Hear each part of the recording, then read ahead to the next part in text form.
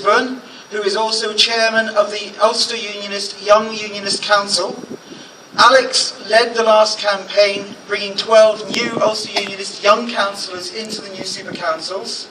He was centrally involved in getting the biggest return of young Unionist councillors into the super councils in history. I'd like to welcome him. Thank you very much.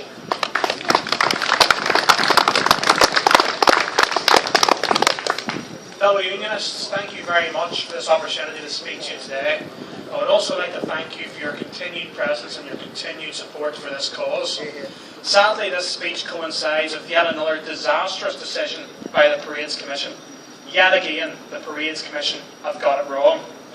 This was supposed to be a church parade held on a Sunday to commemorate the signing of the Ulster Solemn League and Covenant in September 1912. But this was too much for the discredited Parades Commission, who have dug themselves into a hole and who just keep digging, seemingly incapable of finding a way out. This is despite the voices of reason sent to their table by the Unionist political parties. The right to freely assemble and to parade is fundamental in a liberal democracy. It is so key that it was included in the European Convention on Human Rights. As an elected Unionist politician and a practicing solicitor, I know that Republicans aren't slow to quote the European Convention when it suits them. And with rights come responsibilities. The people of this area have proven that they are reasonable and responsible. They want to be good neighbours and they want a long-term solution. Historically, a number of routes in Belfast City have been given up. 40 years ago, there were parades on the Grosvenor and Antrim roads from Carlisle Circus. And we can add to this the Ormer Road. Parades have been scaled down.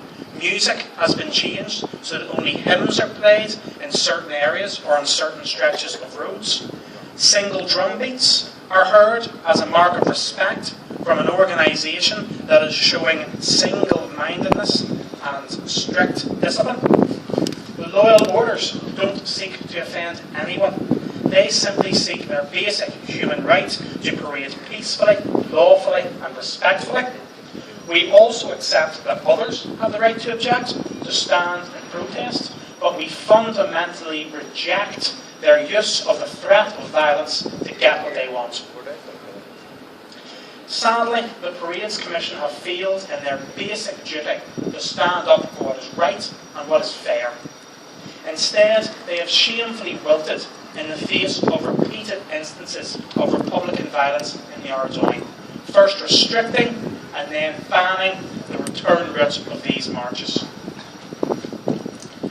In a foolish and dangerous step, they have shown that violence pays, and they have sent out a terrible message that the rights of peaceful marchers can be undermined by violent protests. If a shared future is to mean anything, then it must begin in the present.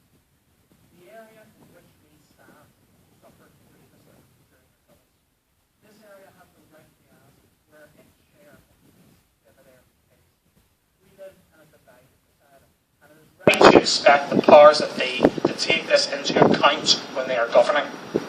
As you know only too well, this is not the case with the Parades Commission and their determinations in this part of the world. If a shared future is to mean anything, it must begin in the present, and we can begin by sharing a stretch of road in North Belfast.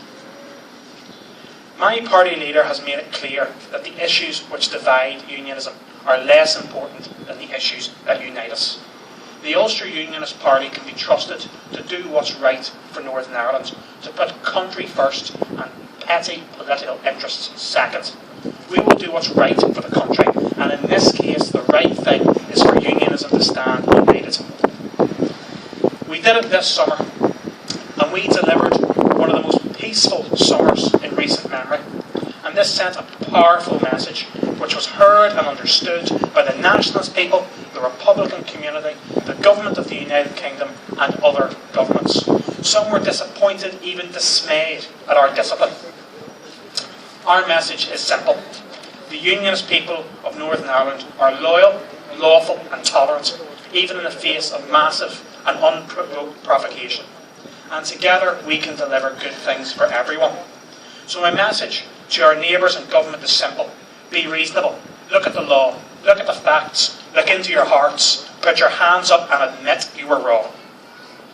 A week ago, we were celebrating the result of a Scottish referendum, a victory for common sense.